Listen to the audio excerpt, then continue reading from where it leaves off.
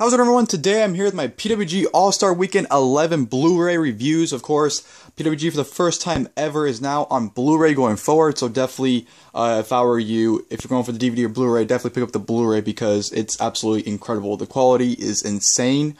It is extra $5, but believe me, it is worth it. It's so crystal clear HD, and you know the camera angles are like the cameras on the apron shooting the ring. It honestly seems like you are there in the building itself. So definitely pick up the Blu-rays if you guys are picking PWG shows going forward. Definitely worth the extra $5 in my opinion. But yes, these shows are finally out. These shows shipped about, I want to say, a week and a half ago, 2 weeks ago. So these shows just shipped. It took them forever to ship these out for some reason. I don't know why it took so long to get these shows out, considering they only took place 3 months ago. But you know what, they're out now, so I'm not going to complain about it. And yeah, I'm here to review it for you guys, as always. You guys can tell by the title of the videos, but to click on the video forward to review these shows. And without further ado, let's jump into the video. First thing first about these two shows are they're actually very short shows. Night 1 is about 2 hours and 25 minutes, and Night 2 is about 2 hours and 20 minutes. But actually take away like 5 to 7 minutes on Night 1, take away about 10 minutes on Night 2, because those are post-match things. So you only get about 1 hour and 15, or 2 hours and 15 and 2 hours and 10 minutes of wrestling on these two shows, to be perfectly honest. But you know what? They're still very fun shows in my opinion, so let's not waste any time and jump into the video. Alright, as you guys can see, we're going to go ahead and review Night 1 first, of course, because why wouldn't you review Night 1 first? On the cover here, you got a picture of the Young Bucks right there failing in the background. You got Roderick Strong, Matt Sydal, Kenny Omega, and Mike Bailey. Recorded live on Friday, December 11, 2015, in Ricochet, California. Adjectives. Of course, on the top right here, you have Blu-ray, because this is the Blu-ray disc. Here's the side. It says All-Star Weekend 11 Night 1. You got pictures of Sami, Callihan, the spine right there. You open this bad boy up. Beautiful artwork on the inside. Of course, the spoiler alert. You got a picture of Matt Sydal and Roderick Strong, Matt Jackson, Adam Cole, baby. And the disc thing actually is very, very good, because usually these things are a pain in the ass to get out. They're really like locked in. Like if you get a PWG show, you know what I'm talking about. It's a pain in the ass to take these discs out. You feel like you're gonna break them, but this one's actually they picked a really good one for this one, or for these shows. And of course, here's a bag. Got your pictures pretty much to show you what to look forward to when watching the show and whatnot. And then of course, yeah, Bros and Guerrilla returns to California to close out 2015 with All-Star Weekend 11 on December 11th to 12th on 2015. Night 1 of All-Star Weekend 11 on Blu-ray disc features 8 huge matches, including, so there are the matches, even though it's missing one. They didn't list one match for some reason, but you know, it's whatever. So that is the artwork of the Night 1. But yeah, overall, Night 1 was a very fun show, I thought. I had a lot of fun watching it. There wasn't anything too spectacular on the show, besides, you know, the post-match stuff in the main event, but this was a very fun show from top to bottom. Really enjoyed it, had a lot of fun. I thought it was a very enjoyable show, of course. Kicked off with Mark Andrews versus Chuck Taylor, which was a fun opener here. Chuck Taylor really, you know, showed his dominant side, actually just throwing Mark Andrews around, proving that he was a big man of the match, which you don't really see often in Chuck Taylor. Chuck Taylor, you know, owning that persona of that old singles heel he used to be back in the day. So we saw a lot of that here. So looks like we're gonna get that Chuck Taylor going forward, that old school, you know, heel entertaining, you know, comedy match from Chuck Taylor seeing PWG back in the day. Looks like we're getting that now again. So it's gonna be a fun ride to see him going with that persona again. But you know, Mark Andrews looked good in this match as well. But it was a fun opener. Chuck Taylor got the victory with the awful waffle. So that was a lot of fun there. Next we had Ricochet versus Marty Scurll, in which was a great match. You know, it started off slow. You know, you had some comedy in the beginning with the Marty Scurll, you know, teasing that Ricochet was Prince Puma, trying to reveal his identity. The crowd wasn't believing it. Senna had actually got involved in the match, and Marty Scurll actually stomped on it. So Marty Scurll played a great heel in this match, I thought. He definitely lived to the name Villain. You know, Joey Ryan pointed out in commentary, which I love the fact that he would call out his moves before he does it. It's similar to a villain in a movie telling the hero his master plan before he does it, you know, just because he's a dick. So Marty Scurll is playing that role, of course, shouting out his moves before he does it. Ricochet was great in this match as always. You know, his high flying is just amazing. Hit the people's moonsault. You know, Marty Scurll actually tried to do the people's moonsault, but at the end he figured out he can't do a moonsault, so ended up doing a double stomp at the end instead. But definitely a very good match here. Like I said, started off slow, but definitely progressed into a really good match, I thought. And Marty Scurll got the victory with Ricochet did a springboard off the second rope, and Marty Scurll caught him midair for a chicken wing crossface, submitted Ricochet for the victory. So I thought that was a great match there. From there, I'm going to the Unbreakable Effin' Machines versus the American Wolves. Of course, Michael Elgin, as well as Dave Richards and Eddie Edwards making their return to PWG. This match was good, but disappointing. You know, it wasn't really much flavor here, to be honest. Just the crowd wasn't really invested into it, and it didn't feel like a big return match. Like, it just felt like a regular tag match that no one really was that invested into. Like, you'd think with the Wolves come back and Michael Elgin, the crowd would be all pumped up and excited, but it really didn't turn out that way. And, you know, you had, of course, had the Unbreakable F machines dominate the majority of the match, you know, doing their signature stuff with the, you know, the vertical suplex, you know, holding them up in the air, which the crowd didn't care for because they didn't count for it. Then the American Wolves had a nice comeback. You know, the American Wolves played pawn to the crowd a lot. One big thing about the show was everything in my opinion could have lived up more if there wasn't too much playing around. That's one of the problems with PWG is sometimes the wrestlers will play around too much, which isn't a bad thing, but like when it's affecting the match and not really delivering all it could, that's when it kind of puts a problem with me. So I think the playing around too much on the show definitely played a factor in why some of these matches didn't live up to what they could have been. But back to the tag team match, you know, Dave Richards and Eddie Edwards played to the crowd, of course, in the beginning, so it started off slow, and then they had their comeback, and, you know, pretty much everyone got the signature stuff in, but just, like I said, there was no sizzle, no steak in this match. And it went on way too long, in my opinion. This match went about, I think this might have been the longest match in the show, to be perfectly honest, so it overstayed its welcome, in my opinion, as well. And, you know, Unbreakable F machines end up killing the Wolves at the end, you know, killing Eddie Edwards, hitting, you know, discus lariats and, you know, buckle bombs followed by a Liger bomb. Just pretty much killing Eddie Edwards for the victory for the Unbreakable F machines. So, good match, you know, no sizzle or no steak, and it just didn't really go as long. It didn't, you know, wasn't as good as it could have been.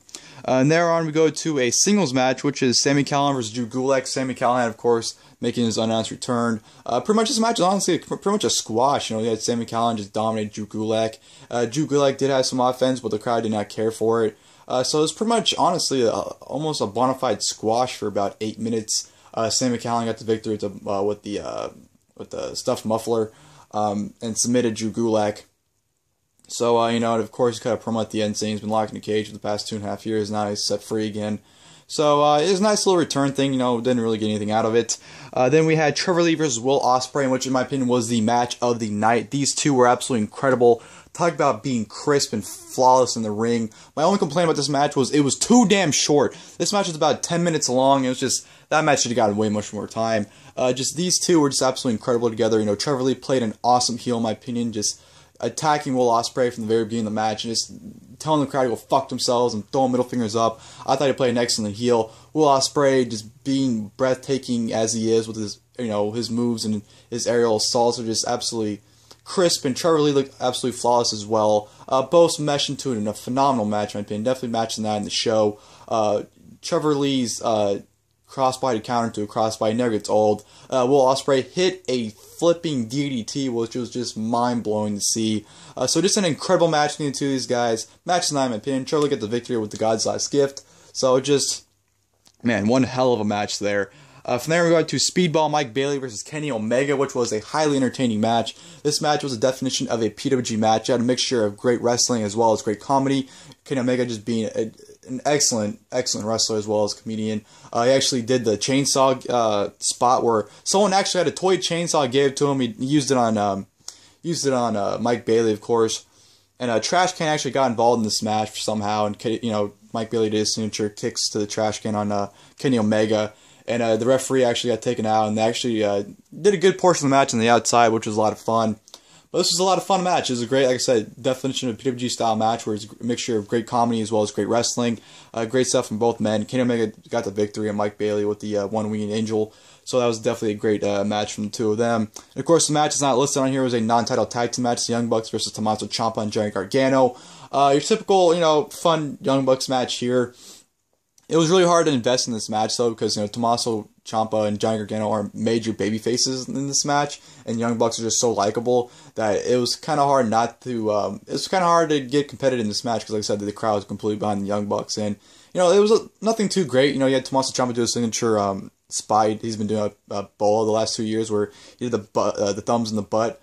So he ended up doing that a few times in the match, you know, and then putting his thumb in his mouth was pretty disgusting. He ended up being a butthole flex, I guess you can call it. He had his thumbs up their butt and did a suplex.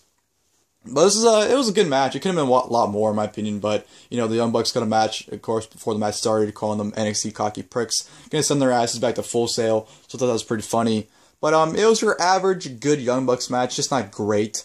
Young Bucks got the victory, of course, when Matt Jackson rolled up Johnny Gargano, or gave him inside cradle 1-2, I forgot which one, for the victory. So that was a good match there. And then, of course, go to the main event, which is the Pro Wrestling Guerrilla World Championship title match, Roderick versus Matt Sydal, which was, it was a good match. You know, it was slow because, you know, Roderick Strong was, you know, such a hated heel. He was kind of pondering into the crowd, messing with them a little bit, and Matt Sydal was just, you know, he was good, and it was a good match, but just, you know, wasn't as good as it could have been. You know, Roderick Strong pretty much was just throwing Matt Sydal around a lot of the time. Matt Sydal actually got almost a near fall. He almost pretty much won the title. It was pretty much a 3 count, but you know, as PWG goes, when the referee counts 3, it's pretty much a 2 when it's not supposed to be a 3 count. So you know how it goes. But it was a good match. Just nothing too much to talk about there. And of course, you had Roderick Strong retaining with the end of Heartache. So it was a good title match. Of course, the big aftermatch of the match with Young Bucks coming out and attacking Matt Sydal, and of course Joey Ryan and Candice LeRae make the save, or try to make the save, which led to the return of none other than Adam Cole, baby! Of course, the lights coming out as Super Dragon, taking out the Super Dragon mask. It's Adam Cole. They take out Matt Sydal as well as Candice LeRae and Joey Ryan.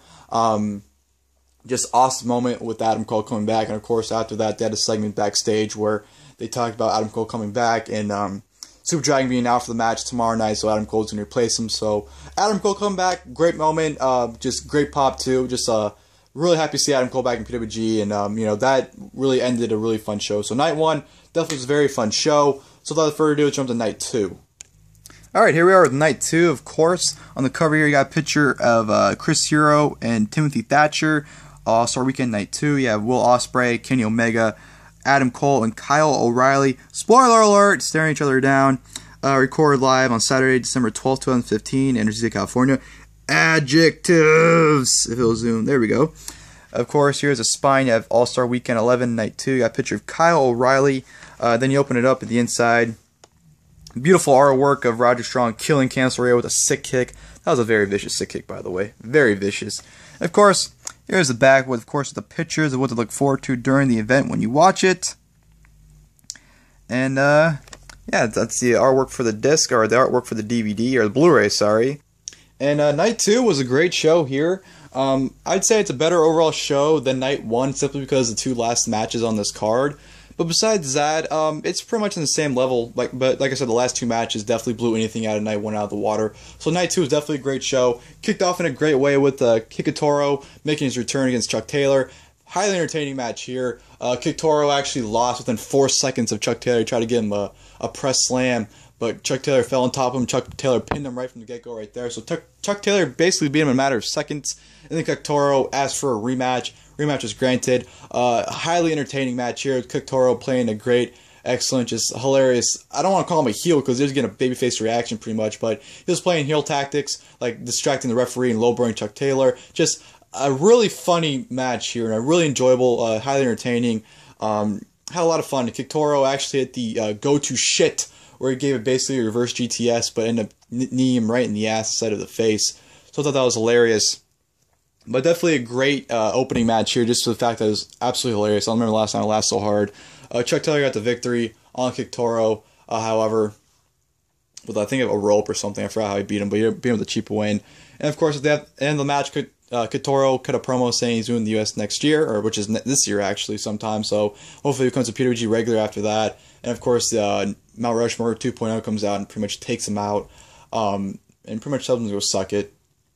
So that was a lot of fun opening there. And then we go to Marty Scurll versus Timothy Thatcher, which, you know, I wasn't too big on this match, honestly. I mean, you have Timothy Thatcher, who's a strict mat technician. You have Marty Scurll, who's a charismatic, just very fun overall wrestler to watch. And I'm not saying it was a bad match, but it just wasn't my cup of tea. I had Timothy Thatcher really try to lock in the Move Fuji armbar throughout the majority of the match, and just, you know, pretty much, you know, being a mat wrestler that he is. So it wasn't my cup of tea. So I didn't really enjoy it all that much, but the viciousness of the headbutt Timothy Thatcher gave Marty Scurll just knocked him the fuck out, and Timothy Thatcher pinned Marty Scurll right there for the victory. So that was a vicious ending there. But besides that, the match really wasn't my cup of tea, but it was a solid match for what it was. Then we go to the Unbreakable F Machines versus Tommaso Ciampa and Johnny Gargano, which was a very fun tag team match. I had a lot of fun watching this. I thought Johnny Gargano and Tommaso Ciampa looked great. They actually took control of the majority of the match. They actually dominated the the Unbreakable Left Machines, the majority of this match was kind of caught off guard by. I was really expecting, Elgin and Cage just throw them around, but I mean, they did, but it wasn't as much as I thought it would be. It ended up being a very fun tag team match. I love the spot where Gargano did a suicide dive, and Elgin and Cage caught him, and Ciampa tried to do a suicide dive, but then them throwing Gargano into Ciampa through the ropes. I thought that was pretty cool spot there. But this is a fun tag team match, of course. Gargano and Ciampa lost here. I mean, with the Cage and Elgin hitting the Liger Bomb. Elgin hitting the Liger Bomb, I believe, on Ciampa for the win. So that was a lot of fun. I enjoyed the tag team match, and a great showing from all four guys.